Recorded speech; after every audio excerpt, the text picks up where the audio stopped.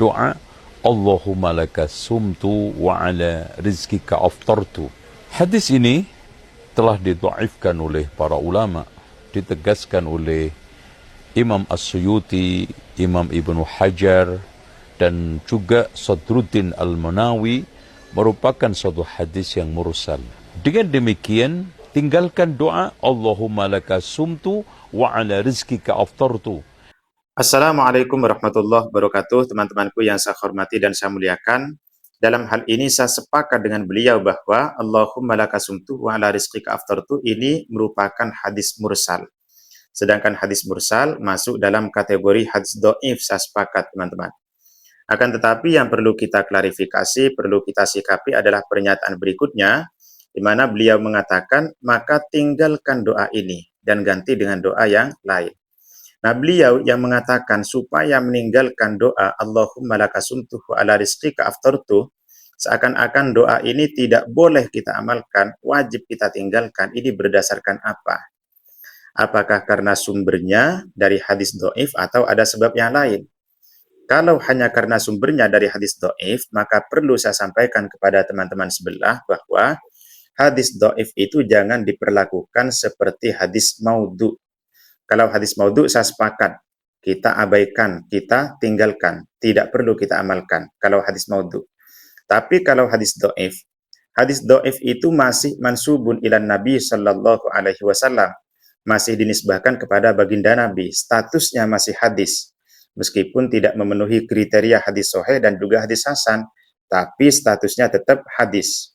Oleh karena itu, etika para ulama ketika menyikapi hadis dhaif, para ulama itu akan melihat hadis dhaif itu muatannya tentang apa? Apakah tentang hukum halal haram atau muatannya berkaitan dengan fadhailul a'mal? Itu teman-teman yang dipilah oleh para ulama.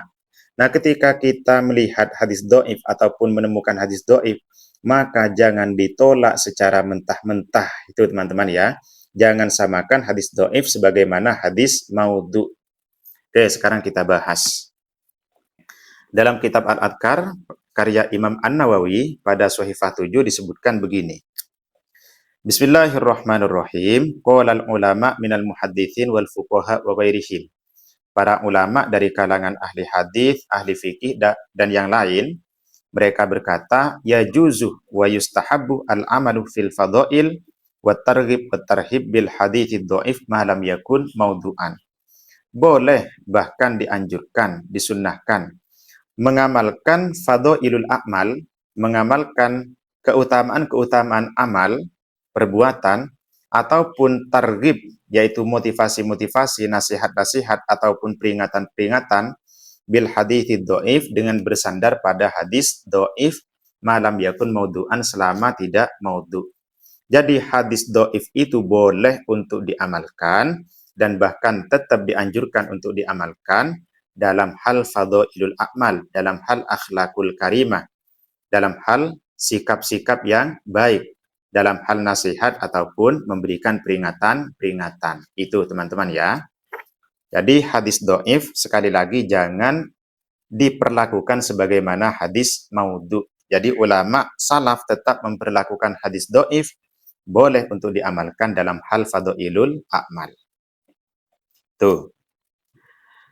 Kemudian Imam Nawawi juga mengatakan, i'lam annahu yambaghi liman balaghahu syai'un fi fadhailil a'mal ayyu'mala bihi walau marratan wahidatan. Ketika seseorang mendapatkan informasi tentang sesuatu yang berkaitan dengan fadhailul a'mal, hendaknya diamalkan meskipun hanya satu kali. Liyakuna min ahlihi, supaya orang tersebut termasuk dalam ahli pengamal-pengamal kebaikan. Jadi Imam Nawawi tetap menganjurkan teman-teman supaya mengamalkan fadhailul a'mal meskipun hanya satu kali. Jadi tidak ada larangan untuk diamalkan. Bahkan beliau mengatakan wala yambaghi ayyatrukahu mutlaqan bal ya'ti bima tayassara minhu. Bahkan selayaknya, sepatutnya supaya tidak ditinggalkan sama sekali. Nah, ini teman-teman. Jadi ini sangat bertentangan dengan ucapan dari Ustadz tadi, beliau langsung mengatakan, maka tinggalkan. Sementara Imam Nawawi mengatakan, tidak pantas jika fadhailul a'mal itu kita abaikan. Meskipun itu dari hadis dhaif. Ini teman-teman ya. Jadi sekali lagi, wala yambaghi ayyatrukahu mutlaqon, tidak pantas diabaikan sama sekali. Nah, ini berdasarkan apa? Yang menyatakan supaya tetap diamalkan dan tidak pantas untuk diabaikan, liqaulin Nabi sallallahu alaihi wasallam fil haditsil muttafaq ala sihhatihi, idza amartukum bisyai'in fa'tu minhu mastata'tum. Ketika aku memerintahkan kalian dengan suatu amalan, maka lakukan semampu kalian. Nah, ini teman-teman.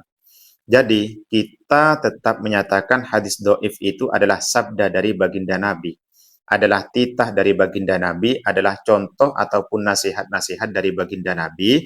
Oleh karena itu, tetap kita amalkan dan jangan kita abaikan.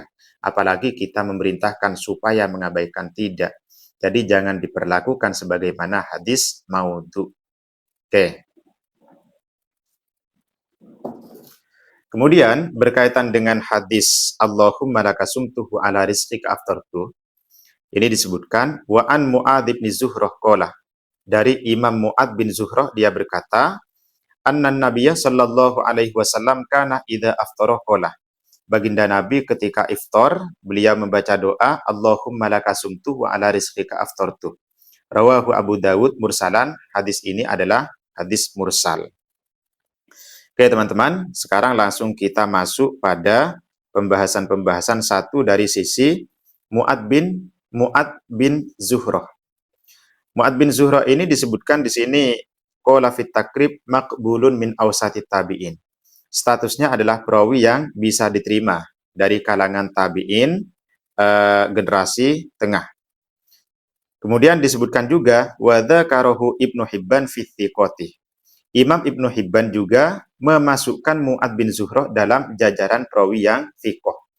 Artinya, karena hadis ini adalah hadis mursal dan pihak mursilnya adalah orang yang thiqah, maka ini bisa dipastikan bahwa Mu'adz bin Zuhrah itu benar-benar mendapatkan hadis ini dari seorang sahabat.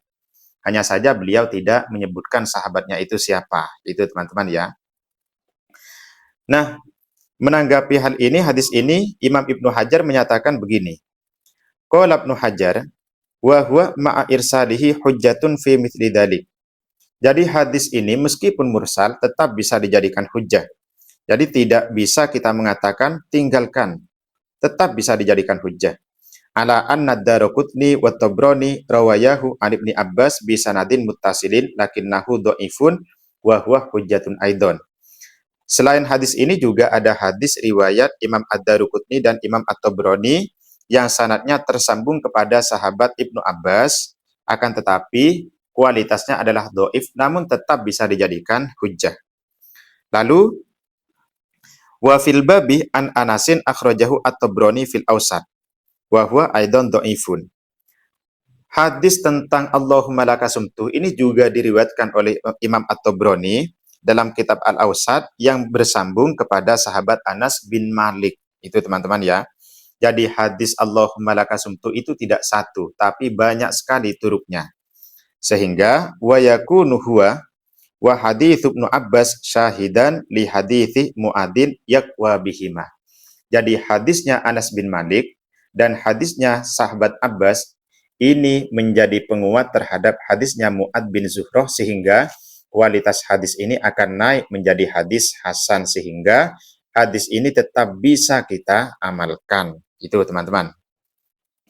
Lalu Imam Ibnu Hajar menyatakan di dalam kitab beliau Al-Fatawa wal-Fiqhiyah Al-Kubra jilid 4 Shahifah 54, wa qad taqarrara annal hadits ad-dhaif wal mursal wal munqati wal mu'dhal wal mauquf yu'malu biha fi fadhailil a'mal ijma'an.